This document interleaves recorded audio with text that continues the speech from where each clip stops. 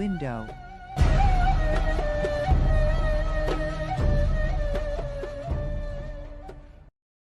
আসসালামু আলাইকুম। আপনি দেখছেন দ্য উইন্ডো আর আমি শুভ খান। আজ আমরা জানতে চলেছি বাঞ্ছারামপুর উপজেলা সম্পর্কে। বাঞ্ছারামপুর হচ্ছে ব্রাহ্মণবাড়িয়ার অন্তর্ভুক্ত একটি উপজেলা। বাঞ্ছারামপুর উপজেলার আয়তন ১৮৭.৩১ বর্গ কিলোমিটার অথবা ৪৬,২৮৫ একর। ১৯১২ সালে এখানে পুলিশ ফাঁড়ি স্থাপিত হয় এবং ১৯২০ সালে ৭টি ইউনিয়ন নিয়ে এটি একটি পূর্ণাঙ্গ থানায় এবং পরবর্তীতে ১৩টি ইউনিয়ন নিয়ে গঠিত হয় বাঞ্ছারামপুর উপজেলা। জনশ্রুতি আছে ঢাকার তৎকালীন জমিদার রূপলাল বাবুর একজন বিশ্বস্ত রায়ত বাঞ্ছারাম দাস বর্তমান উপজেলা সদরে বাস করতেন। তার আচার ব্যবহার এবং কাজকর্মের বিশ্বস্ততা ও আনুগত্যের প্রতি সন্তুষ্ট হয়ে তার নামে এই অঞ্চলের নামকরণ করা হয় বাঞ্ছারামপুর। বাঞ্ছারামপুর উপজেলায় বর্তমানে একটি পৌরসভা ও ১৩টি ইউনিয়ন রয়েছে।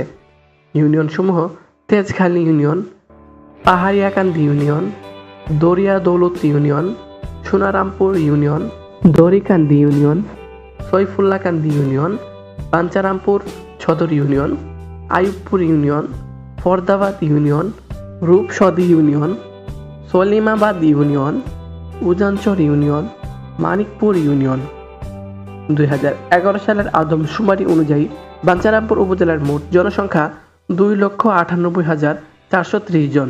এর মধ্যে পুরুষ ১,৩৯,১১৮ জন এবং মহিলা ১,৫৯,৩১২ জন। মোট পরিবার ৫৯,৬৯৯টি।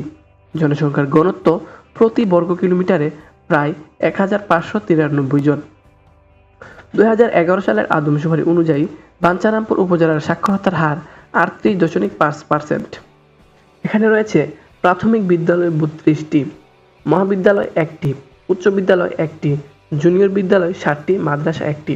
এটি ২০১১ সালের আদমশুমারি তথ্য, এখন এর ব্যতিক্রম হতে পারে।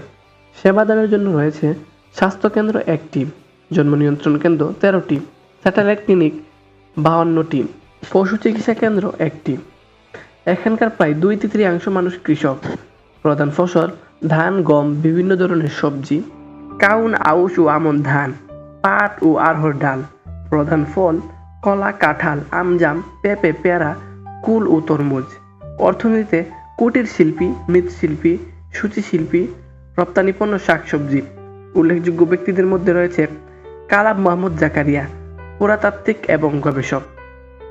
প্রিয় দর্শক, আজকের ভিডিও এই পর্যন্তই। বাঞ্ছারামপুর সম্পর্কে যদি আপনার কাছে আরও ভালো তথ্য থাকে তাহলে অবশ্যই কমেন্ট বক্সে লিখে ফেলুন, তাহলে অন্যরা দেখতে পাবে। আর আপনার মূল্যবান মতামতটি কমেন্ট বক্সে জানিয়ে দিয়ে ভিডিওটি শেয়ার করে ছড়িয়ে দিন সবার মাঝে। আর হ্যাঁ, আমাদের পেজটি ফলো করে রাখুন। ধন্যবাদ।